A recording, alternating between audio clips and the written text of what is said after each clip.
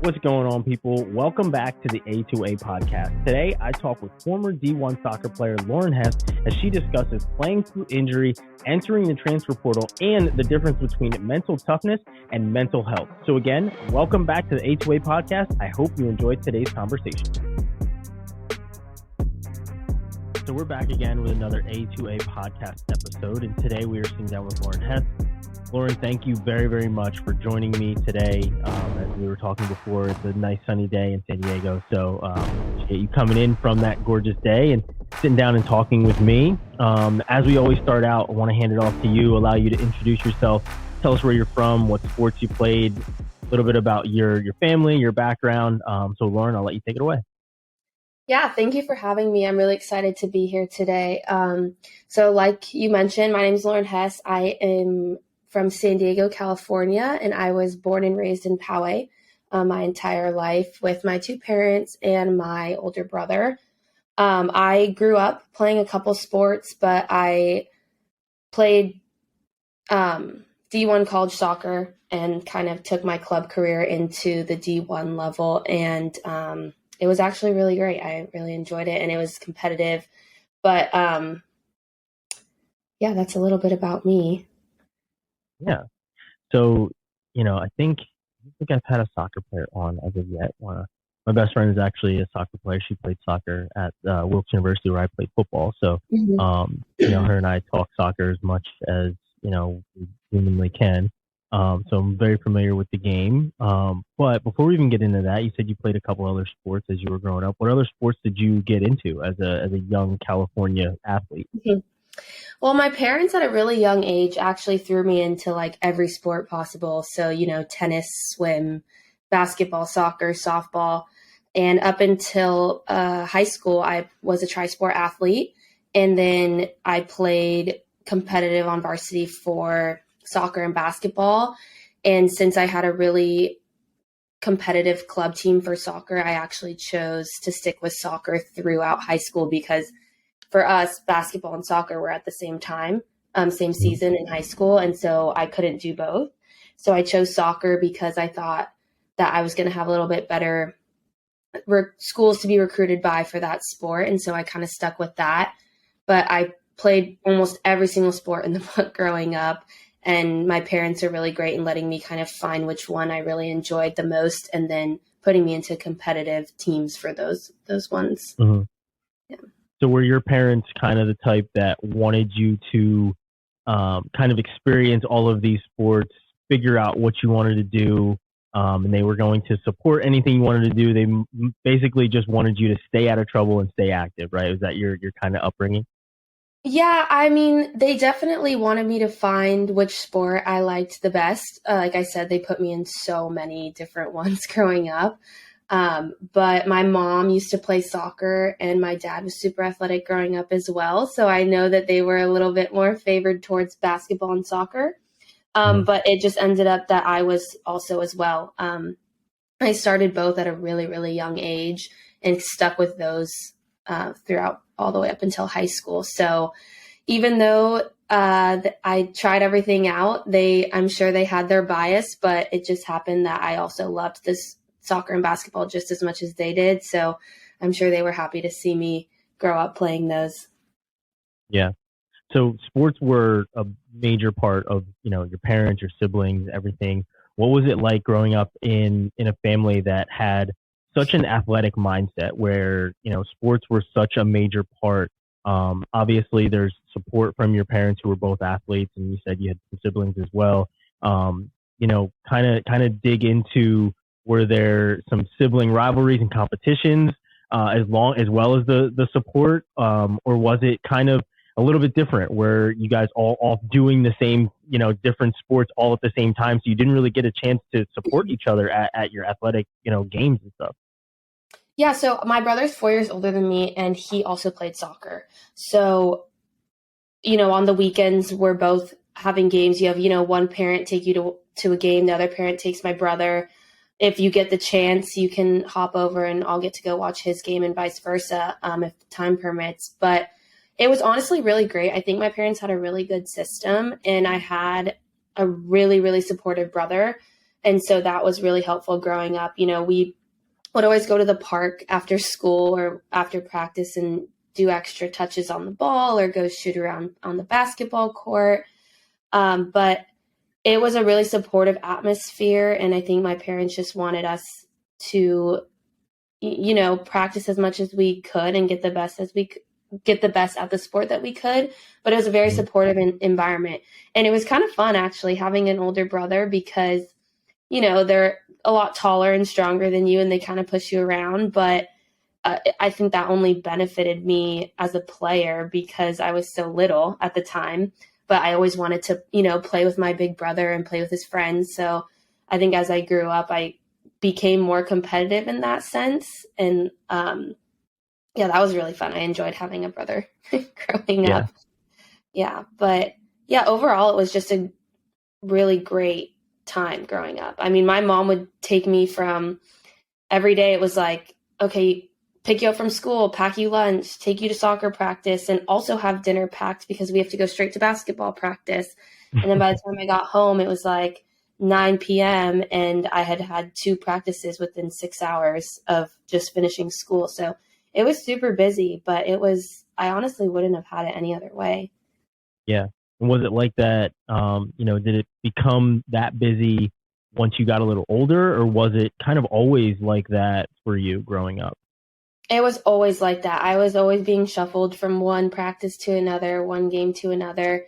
When I was playing soccer, softball, and basketball at the same time, there was a lot of conversation between my parents and the coaches of, hey, she's got to leave early, got to go to basketball, or, hey, we can't make it to this game. Because at the time, soccer was always my priority. So soccer kind of games and practices kind of trumped everything else.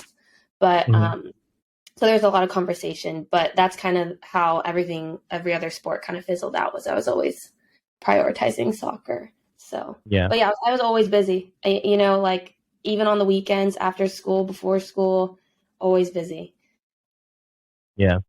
So how do you balance the academic part of that? Obviously, being a Division I athlete, you have to, not just be skilled on the field, but you have to have, a certain GPA, you have to have certain classes, you have to, pass that clearinghouse. How was it for you managing so many sports, so many activities, along with the academic side of it to get to, the highest level that you could get to? That's a great question. In high school, it was very in high school, you have a lot of work. You want to get a good GPA so that you can get recruited by the top schools, obviously. And so for me, I was in a lot of AP classes. And I'm not going to lie, it was a lot of late nights and very little sleep. I think my body was trained to run on very little sleep. I think on more difficult weeks, I was going to bed at 1 or 2 in the morning studying, and I was waking up at 6:30 to go to school. So added on top of that, going to a full school day and then practicing and then coming home and studying and making sure you're getting enough sleep and eating right. It was really hard in high school. And then obviously that kind of translates over into college. When you're in season, it's you wake up, you go to weights, go to class, go to the library, study, go to practice, go to class, go back to the library and study. So you really don't have a lot of time to relax. But it's really hard to stay on top of everything without being completely exhausted. When you're in season, you're just tired the entire time. As much as sometimes you might say you're not, you're exhausted because you're trying to take a full course load. You're trying to perform at your highest in school and in your sport, while also trying to have a social life. So it's really tiring. And I think over time, my body kind of learned how to be that tired and still be productive. But I don't think it was necessarily the healthiest experience. Yeah. Yeah. And, obviously that full slate of work that you did in high school prepared you for college. but how much did it, prepare you for the recruiting process when coaches are starting to call, when you're starting to get more and more attention? And what age, did you start to get that attention? Yeah, for soccer, it was a little bit different because I know they've kind of changed recruiting rules as time has gone on. But when I was being recruited, they couldn't fully reach out to us until we were a certain age. So Mm-hmm. about freshman year was when I started getting coaches started calling my club coach and saying that they were interested and to have me reach out and call them because we had to call the coaches first. Mm-hmm. So that was a really exciting time. When you get your first call and from your coach saying, "Hey, this school's interested in you, like give them a call." That was a really exciting time. And you always have your questions prepared that you want to ask the coach, and maybe like write down little notes while you're on the phone. But adding that onto your plate was also difficult because you're kind of like, okay, now these schools are starting to be interested in me. I need to be sure that I'm keeping my grades up. I need to be sure that I'm in my top shape performance for my sport. And so, yeah, it got a lot busier once I got to high school Mm-hmm. with the recruiting Now, process. how much, I mean, you talked about how your brother supported you with training and you guys were 4 years apart and your parents obviously went through, their athletic careers. How much help did they give you going through the recruiting process? Were they helping you kind of weigh the options of these different schools and come up with these questions? Or were they kind of letting you figure out that landscape? Yeah, I mean, they definitely helped. We would, draft emails together or sit down and make a list of things that I knew that I wanted in a school and a soccer program. So that was extremely helpful. But I don't think there's really, when I was going through the recruiting process, there was no set instructions of how to kind of navigate it. Like you can have all the support from your family and ask all the right questions, but you never know what you're going to get on the other side from the coach Mm-hmm. as well. So there's not a ton that you can prepare for with a conversation other than bring your questions and be prepared to answer questions about yourself. But yeah, I think we prepared the best that I could. And I mean, at the time I was 13, 14 years old when I was getting recruited. So, I mean, I was really young. And I think when you're that age, to some extent, you don't know what you're going to want in a school when you're 19, 20 years old, when you're actually there. So that was also a difficult thing. You can put together a list and say, I'm 13 right now, this is what I want, but you change a lot in 5, 6 years. And so that might not always be the same. So I think that's an important thing to note as well. Kind of got to think ahead when you're in the recruiting process. Mm-hmm. So as you're going through that process and you say it starts, your freshman year, 13, 14 years old, they start calling your club coach and telling your club coach, hey, have her reach out. Um, as you're going through this process throughout the years, when was it that you made your decision of what school you wanted to go to? And how did you make that decision? So I had gone on a ton of unofficial visits to probably like 10 to 12 schools across the country. And after that, I narrowed it down to about 5. And there was a lot of talk, with family and coaches about like financials and at like the education and like, okay, what do you want to major in? Does that school have that major? There's a lot of questions you have to ask to kind of tick those boxes off your list. And so I narrowed it down to 5. And I think it was going into my junior year, might have been sophomore year of high school. Sorry, it was so long ago, I can't remember, but I committed to Georgetown University to play soccer. And at the time, I think I was only 15, but I had narrowed it down to 5 and then 3. And then I had a really great visit at Georgetown and I just absolutely loved it. I loved the coach. I loved the school. The team was amazing.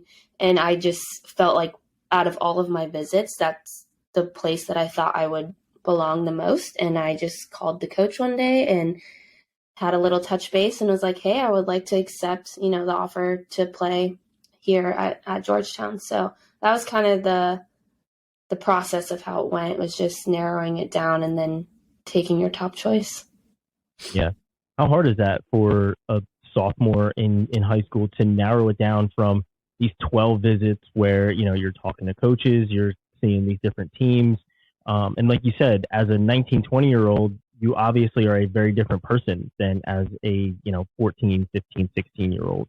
So, how do you narrow it down to those final schools, knowing, that it very well may change by the time you get to be a senior in high school and you're ready to head off to Georgetown? Yeah, I think one of the most important questions that my mom would always ask me, because as much as you don't want to think of yourself not playing at that school, like say you get injured or, something happens, a question she would always ask me was, if you went to this school and you were not an athlete, would you be happy there?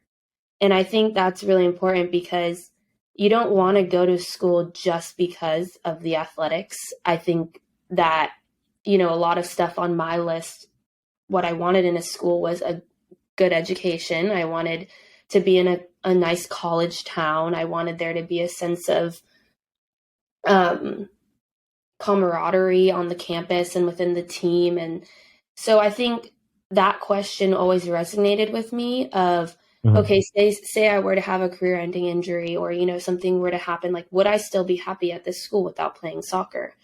And so that really helped me narrow down my search. And for me, that's what Georgetown was. And at the time, like in high school, like I was very, very academically driven, and Georgetown is a very prestigious university. So for me, I knew that if something were to happen, that I would be completely happy to be at that school as just a student. And I think those are kind of the important questions that you don't really think about, but you should be asking yourself. So yeah. Mm-hmm. So, staying in that academic lane, did you know what you wanted to major in, and did you declare a major as a freshman? I know some schools don't allow you to declare a major. They want you to take a lot of gen eds and kind of get, your feet wet in college a little bit with education. But did you know what you wanted to major in? Did they, was them having your major a big factor?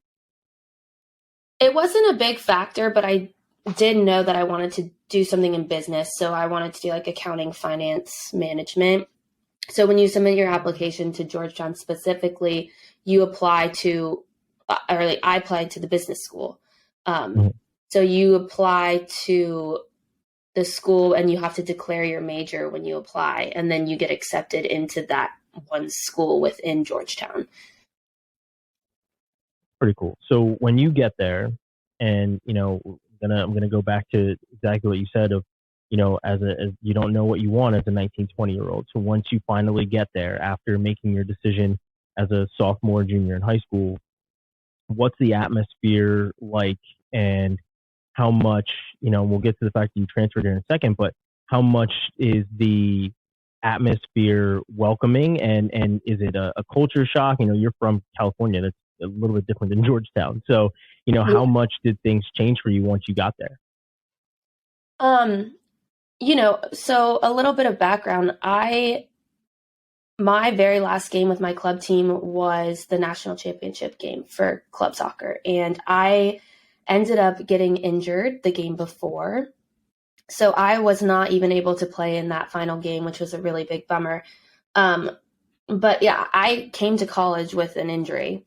And so that was a little roadblock at the beginning, that kind of sparked this whole experience. And to be honest, when I got there, like everyone was so welcoming. Like I know it's different at every school, but at Georgetown, even the seniors, like they're so welcoming. They're so nice. Obviously they know that you belong there or else you wouldn't be there. So they treat you as their equal. And like the team camaraderie there was incredible. Like there was no, oh, she's a senior, like I'm scared of her. It was like everybody was friends with everybody. And I think that was a really, really important factor there. And that's like also another reason why I committed there, was because I noticed that on my unofficial visit. But the college game is a lot more fast paced. So kind of adjusting to that, it's a little hard at first, like the first couple practices, but then you really catch on. And the competitive environment, like you go to practice every single day, and if you don't give 110%, then you're not going to have a great practice kind of thing. So it's like you have to go with the mindset every single time that you leave everything on that field, whether it's practice or game. And it's honestly so much fun. Like when you go to practice and everyone is just chirping at each other and like, like getting stuck into tackles and like really playing their hearts out at practice. Like it's such a competitive and fun environment. And like, those are the kinds of things that like I miss now that I don't play. Mm-hmm. So you said you went in with an injury. Did you have to miss any time when you got to Georgetown, or was there enough time for you to rehab before you got there as a freshman? So I got injured 2 weeks before we had to report for preseason camp. So that didn't give me much time. And I, was told to come in healthy with my quad. So I hurt my quad. I tore a couple fibers in there. So I couldn't even kick a soccer ball for a couple of weeks. But so I got there and I was told, come in healthy. We'll get you fit. So I came in healthy. I was cleared, to run and play. And come first fitness test, I hadn't really been running for like a week prior because I couldn't. And I didn't pass the first fitness test. And so then I was pulled into like so we have preseason camp, and then people who don't pass the fitness test, you have to go early they call it breakfast club, and you have to do extra fitness. And so after I think like 4 days of preseason camp, I hurt my quad again because it was overworked. And even though I was doing a bunch of rehab and recovery still, it was easy for me to kind of re-tear those fibers because they weren't fully healed, and I was doing extra every day. So basically like 3 sessions a day. So I had to miss like a couple practices here and there, and that's not great for keeping up your fitness. But so it's kind of that whole injury experience that sparked the negative experience that I had there. Yeah. And that's tough to overcome. I mean, whether there's a negative experience that follows an injury or a positive one, it's still very hard to overcome an injury and, not, be up to speed with the rest of your team. So, as you said, that kind of sparked the negative experience. And then, what kind of happened next, right? And with your injury, were you able to heal? Were you able to get back on the field? But obviously the experience wasn't what you wanted, or else you would not have transferred. But were you able to recover and rejoin the team? Yeah. So it was kind of just back and forth, like practice, extra fitness, rehab for my leg, and I'd show up to practice every day with this massive wrap on my quad. So, it was really difficult because I would want to do the extra work to get there and pass the test. Well, there's 3 tests, pass the fitness tests, but also I wanted to be conscientious of my quad. And I think it was like 3 or 4 times actually during the first couple of weeks I was there, I was sitting out of practice at least once or twice a week, because I couldn't do anything with my legs. So that was a really big setback for me was, you come in with an injury and then you have to do extra work to get fit and pass those tests. But then all of that extra work on top of practice, it's like a recurring injury. So it's a lot of it. It was really difficult, like I wanted to pass, I wanted to play, I wanted to get on the field, but at the same time I couldn't because I was dealing with a very large injury to a very large part of my body that you need during soccer. So it was very difficult, and it only took me a couple weeks to get my quad healed and to pass all those fitness tests. But I think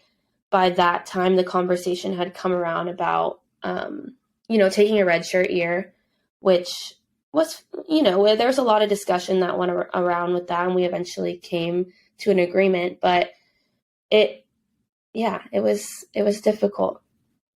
Yeah. And I mean, I'm sure it's difficult, coming in with an injury and re-aggravating it and then having to talk about red shirts, especially when, you are the competitor that you are. You want to be out on the field.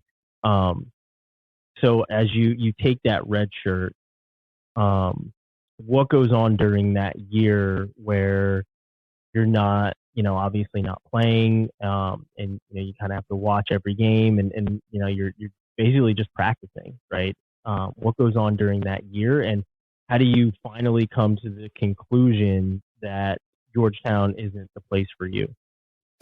Yeah, so I think coming from my club team and atmosphere, my role that I played on my club team, and then coming into college and kind of, taking a redshirt year, like that was a full 180 for me. So that was one thing that was really challenging. But like deciding to redshirt, you go to practice.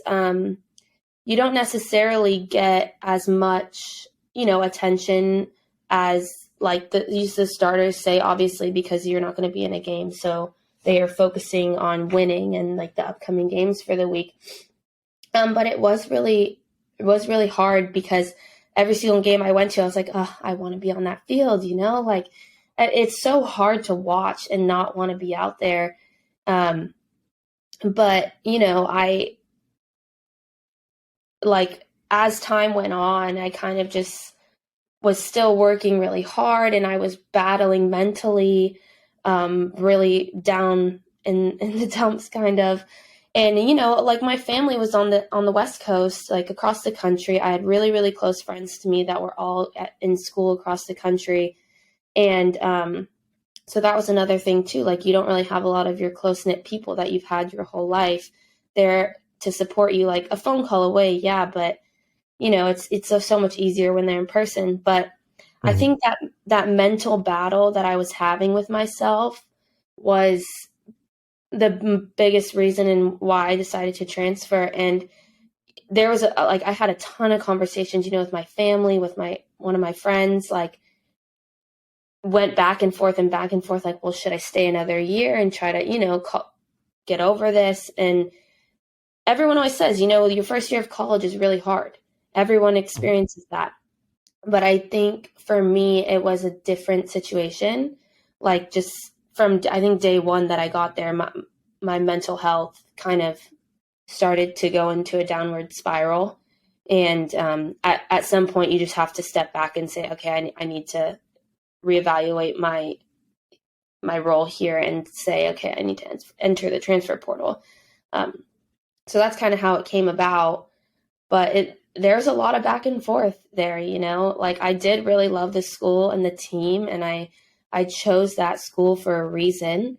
And it was very, very difficult, and still today, very difficult for me to like accept the fact that I left such a prestigious university. Mm-hmm. Yeah. So, you started to talk about the mental health side of it. And, that's one thing that, I talk about with basically every athlete that I interview is, the mental health side of things, it's now something that we talk about probably more than anything for athletes, because for the longest time, people didn't know athletes were going through anything. As an athlete, no matter if you're Division I, Division III, NAIA, you're supposed to be, the pinnacle of health, fitness, and mental toughness. Yeah. And when, that last one is probably the most important. And when it starts to go, there's not much that you can do. So for you, you said you spoke to your family, you spoke to your friends, but were those conversations more around transferring, or were you letting them know, I'm not okay, I'm not happy being here. This is, really, really hard. Yeah, I mean, I talked to my brother a lot about it, and one of my really good friends from home. The two of them were kind of like a safe space for like my mental health side, but the transfer conversation was very heavily with my parents. And they were extremely supportive. Obviously, you want what will make your kids happy. And I think the struggle for me was like trying to deal with my mental health while still being in that environment every single day. And I think something that needs to be like people need to be more aware of is there's a difference between mental toughness and like your mental health. Like there's such a gray area for some people, but in my mind, like you can be mentally tough and yeah, like when it comes to like, a fitness test or like holding a plank for as long as you can, like there's that side of it, but then there's also like your mental health, and those don't coincide with each other. Like those are not the same thing. But yeah, I think it was just, you're told you're not mentally strong, but you are, but it's actually your mental health. So there's a big discrepancy there. And I think that was a little bit difficult for me because, I was told to go see like a sports psychologist, but I knew that I was mentally strong. Like I could do the things that I wanted to from a sports perspective, but my mental health was just a blocker for me in like every sense of my life at that time. Yeah. And, you said you talked to your brother and you talked to a friend of yours that was back home. But as you also mentioned, they're a phone call away. So as great as those conversations and those FaceTimes and phone calls and text messages can be, there's something to be said about somebody that is sitting right next to you. Was there anyone, and I know, there's a lot of, there's more mental health support on campuses now. And I graduated in 2009, so there weren't very much of that when I was in college. You were in college a lot more recently than me. Was there anything on campus that you were able to, outside of the sports psychologist, that you were able to kind of seek out for any sort of help? My first year, no.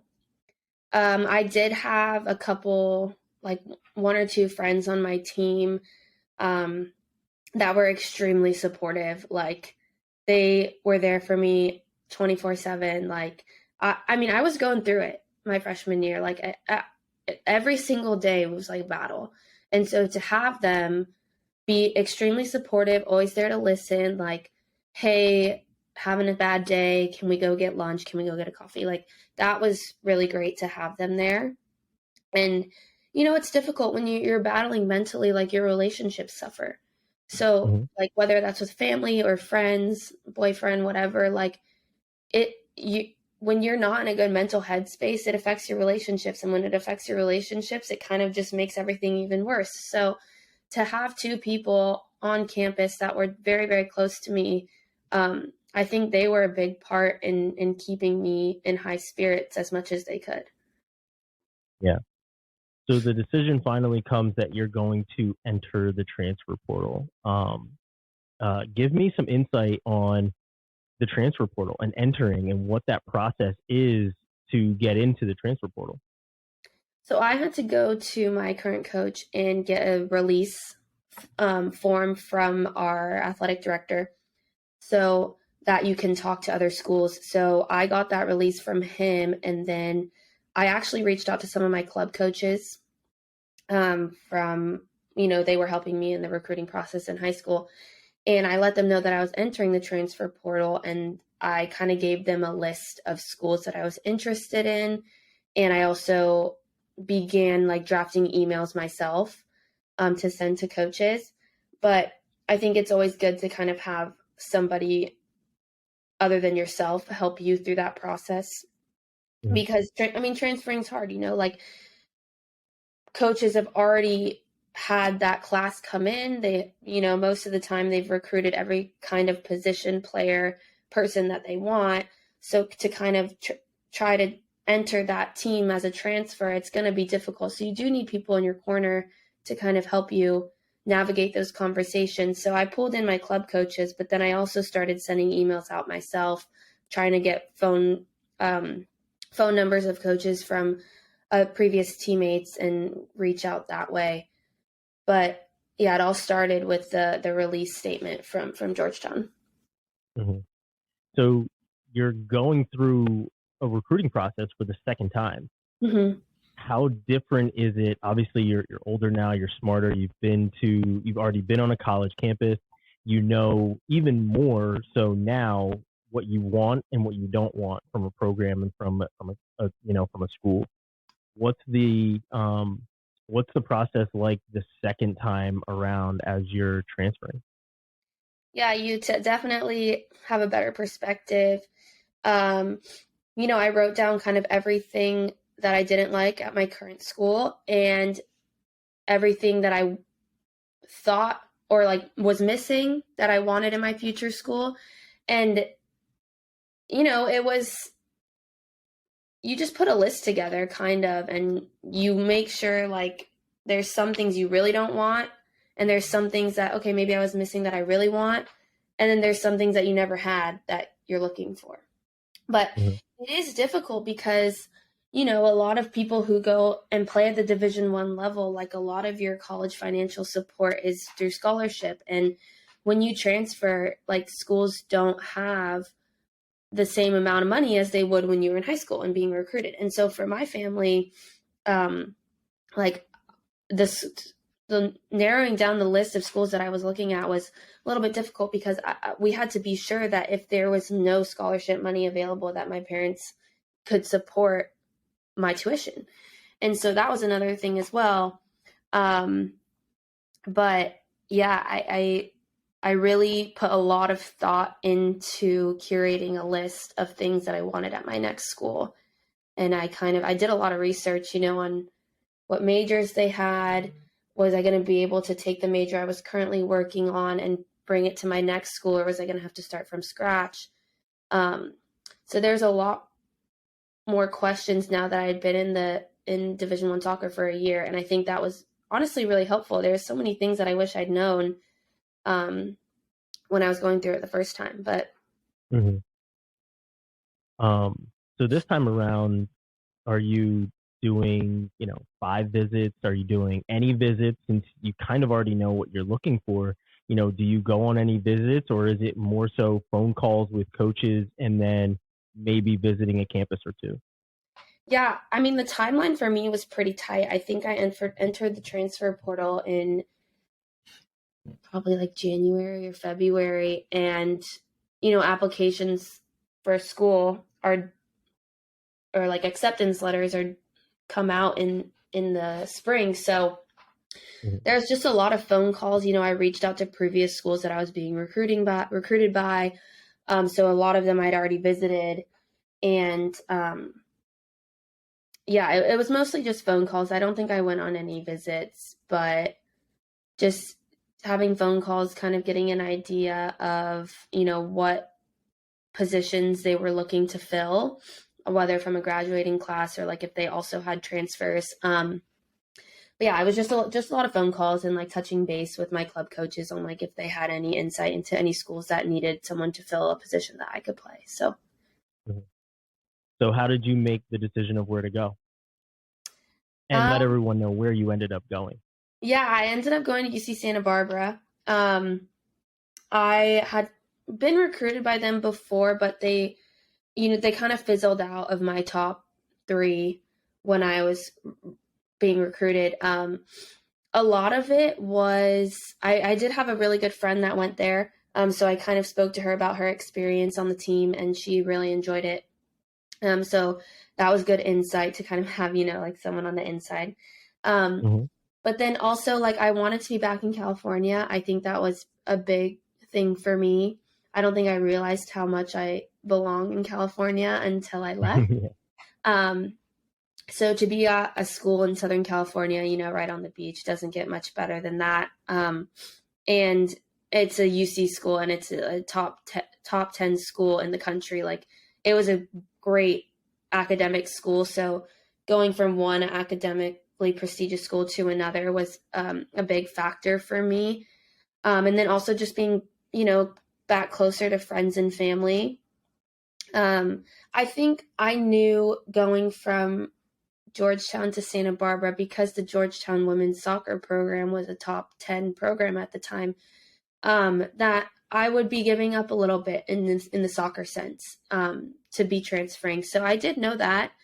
And I mean, at the end of the day, I just wanted to be in a good mental headspace and be happy again. And so I chose to go to UC Santa Barbara, and I have never looked back. Honestly, I had the most incredible time. Yeah, that's great. I mean, back home, at least closer to home, back in the state that you're from, you obviously feel more comfortable. Once you got to UC Santa Barbara, how was the career? Any other injuries holding you back, or anything like that? Or was it, just complete smooth sailing once you got there? I wouldn't say it was completely smooth sailing, but my first year that I got there, I was still in like tip top shape. I was, I got the coaching staff at Georgetown was phenomenal. Like, they know soccer so well. Like, I became a better soccer player when I was there. And so I was able to bring a lot of that skill into Santa Barbara. In my first year there, I kind of had to fight for a starting spot. But after I think a couple weeks at practice, I earned that spot. It was my sophomore year, yeah. We made it to the Big West tournament and lost in the finals, which was a bummer. But we had a really strong team that year. And honestly, like, to finally get on the field and play and at the college level was really exciting for me.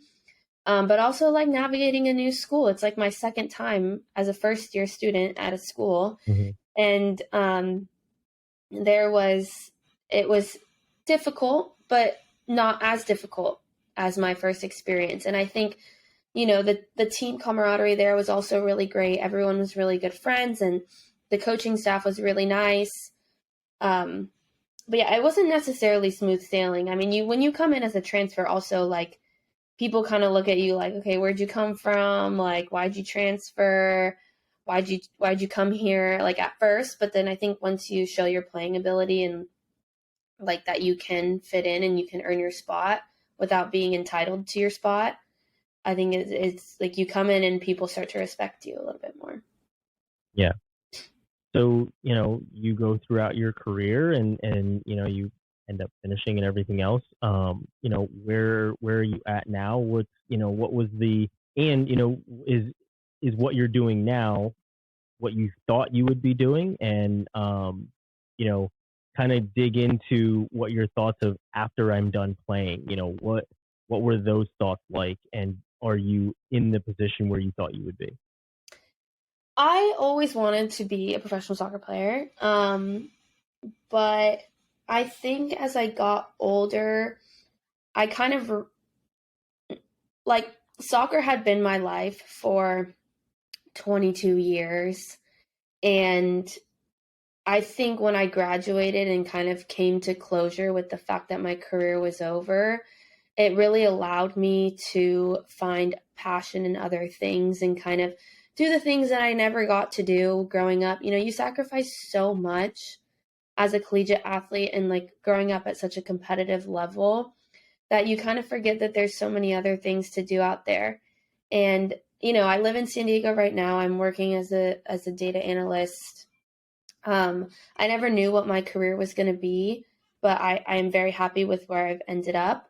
And I've really been able to kind of find my other passions that I wasn't able to find before. You're so head down and it's soccer, soccer, soccer. And don't get me wrong, I absolutely loved it. I had the best 22 years, and I still play, like, indoor here. Like, any chance I get, I'm trying to play soccer. Mm-hmm. But yeah, it's really allowed me to just find other things that make me happy and things that fulfill me, because soccer fulfilled my life. Like, it filled my cup up every single day for 22 years. And so to find something else for a day-to-day basis to kind of do that, it was kind of hard at first. I kind of went through an identity crisis. I was like, everyone always knew me as, oh yeah, she plays soccer, like, that's how everybody knew me. So to kind of recreate an identity without soccer at the beginning was really tough because, you need to find yourself again without your sport. And I think now that I'm 2 years out of it, I think I've done that. And I'm actually really happy with how I've ended up. And I've been really happy with the kind of path that my life has taken post soccer. Mm-hmm. That's awesome. Well, we're at our end. It's time to get to our 5-question segment. And first question for you is: who's a soccer player, pro soccer player, college soccer player that you looked up to as a kid? Oh my God, Carly Lloyd. I always loved Carly Lloyd. I think she was an amazing soccer player. She was an amazing leader. And, she always spoke the truth, like she acknowledged that there were times it was hard.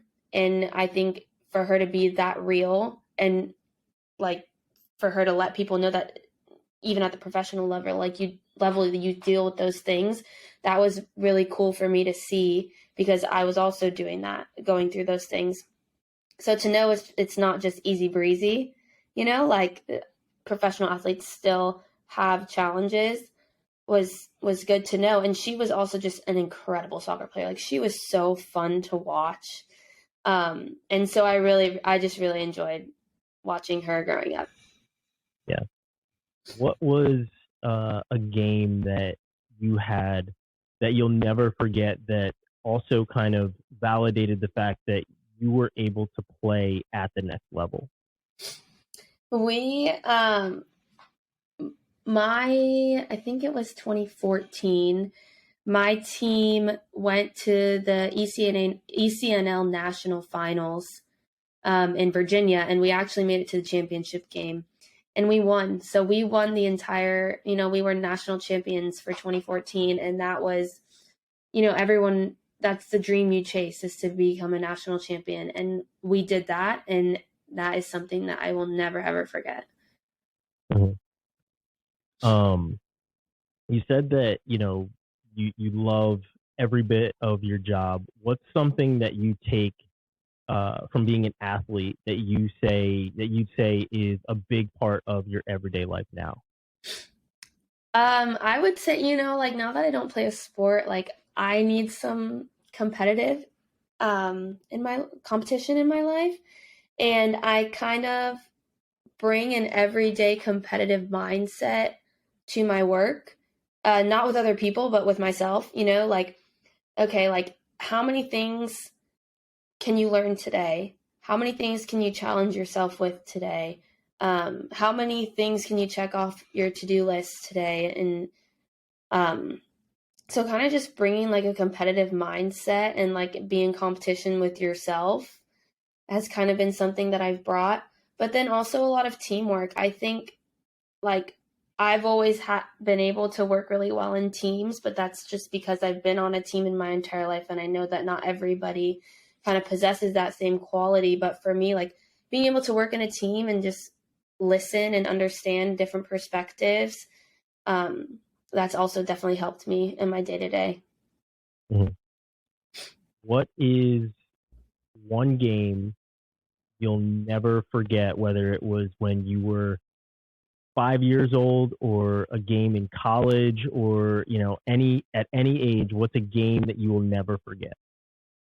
Yeah, I know I mentioned the national finals before, but in college we went up to Cal Berkeley, and we were down. This is when I was at UC Santa Barbara, and we were down 2-0 at halftime, and we came back and won the game in overtime, double overtime, 3-2 at Berkeley, and I think that really kickstarted the great season that we had, and that was such a fun game. Like we were in such high spirits after, and everybody's family was there, and when you beat, I mean, at the time they're like a top 20 program, so when we did that, we got ourselves into the top 25 in the country. And so that was really exciting for us, where it was just the adrenaline that you get from winning a game over a team like that in overtime is something I'll never forget. Yeah. Mm-hmm. The last question, a question that I always ask everyone is, what's a piece of advice or something you've learned or something a coach once told you that sticks with you that you think that the next generation should know? Yeah, it's a great question. I think as I kind of fizzled out of my soccer career, like one thing that has always resonated with me that somebody told me once is like, you are in charge of your own happiness. Like, you are the only person that can make yourself happy. And so you need to, make decisions that will do just that. Like, so it's okay to be selfish sometimes because you're making decisions that are going to make you happy. And like, once you kind of realize that like, you don't have to please everybody in your life, because I know people can be people pleasers. Like, that's how I used to be. But when some day somebody told me that you are in charge of your own happiness and you are the only person that can make decisions to make yourself happy, like, I started doing that, and I've never been like happier. Like, in the moment, like, I'm very content with where I'm at in my life right now. And I think that's because I've made decisions that will benefit me. And yes, I still consider other people's feelings and that kind of stuff. But I mean, you can't go your whole life without making the decisions that you know are going to be best for you. So. Well, that's awesome, Lauren. This has been absolutely amazing. I'm glad that you shared the different parts about mental health, as well as, the overcoming an injury, the transfer portal. Every bit of your story has been really, really great. I really appreciate it. Hopefully, you continue to have fun playing soccer and continue to progress throughout your career. Maybe someday we'll see you coaching or something, if that's what you want to get into. But I really appreciate it. And hopefully we will talk to you again soon. Yeah, thank you for having me. I really enjoyed it as well. And hopefully I can be a voice for those people out there who are kind of going through the same thing.